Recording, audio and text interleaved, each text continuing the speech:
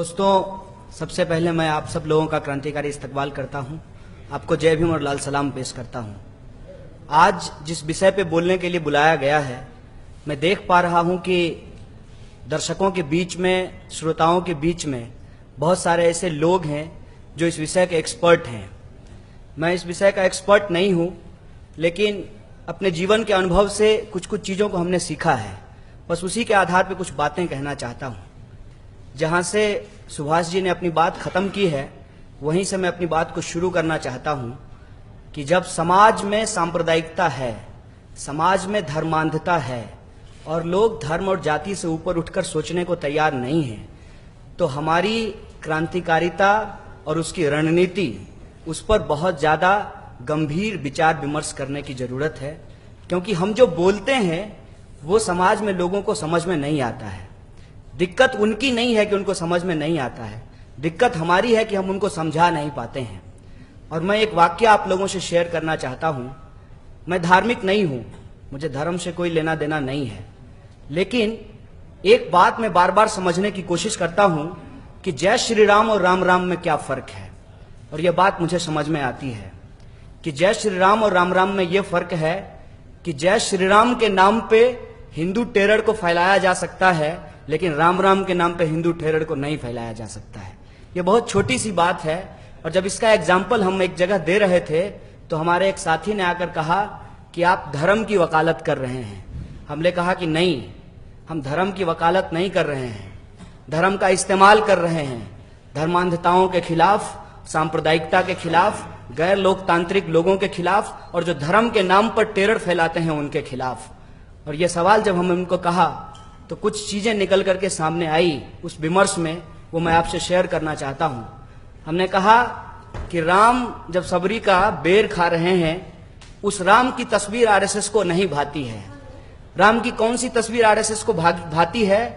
कान तक धनुष का प्रत्यंचा चढ़ा रखा है राम, और इस बात के लिए तैयार हैं कि किसी की भी गर्दन काट देंगे।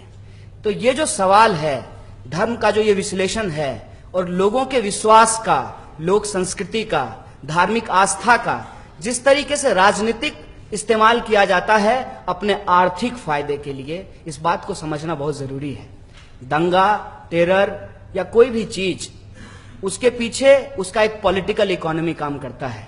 और उस पॉलिटिकल इकोनॉमी को अगर हम समझने की कोशिश करते हैं तो अपने आप यह बात समझ में आती है कि क्यों इजराइल का समर्थक बीजेपी बनता है, क्यों फिलिस्तीन के खिलाफ यहां पर यह कहा जाता है कि फिलिस्तीनियों को मार करके भगा देना चाहिए, क्यों हिटलर को वो अपना आदर्श मान लेते हैं, क्यों मुसोलिनी की तस्वीर वो अपने घरों में लगाते हैं, और क्यों आजकल वो कह रहे हैं कि अपना ट्रंप भाई आ जाएगा सब ठीक हो जाएगा।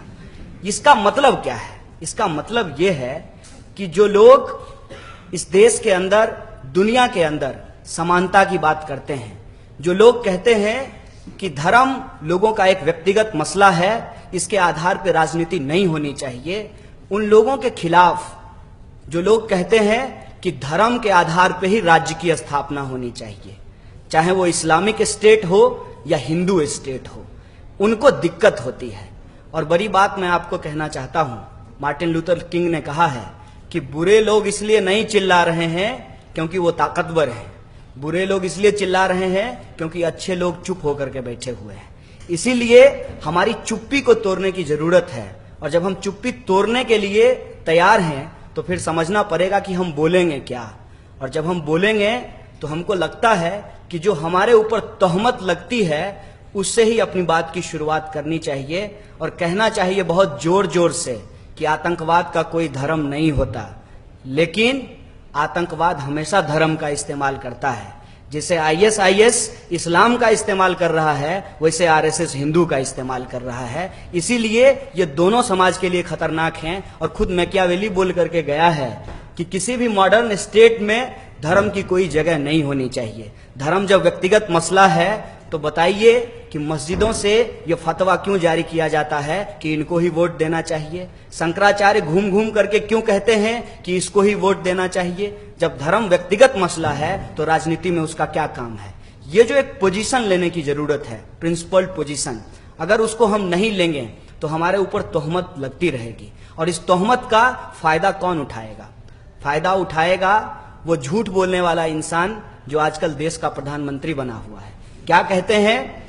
कहते हैं कि दलितों को मत मारिए, मुझे गोली मार दीजिए। साहब, आपको क्यों गोली मार दें?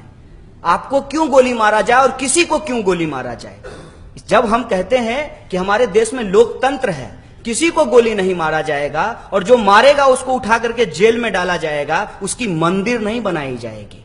आपने गोडसे की मंदिर बनाई है क्योंकि आप गोली मारने और गोली चलाने की संस्कृति में विश्वास करते हैं। इसीलिए राम की जो तस्वीर है वो सबरी के साथ नहीं है, वो धनुष उठाए हुए राम है।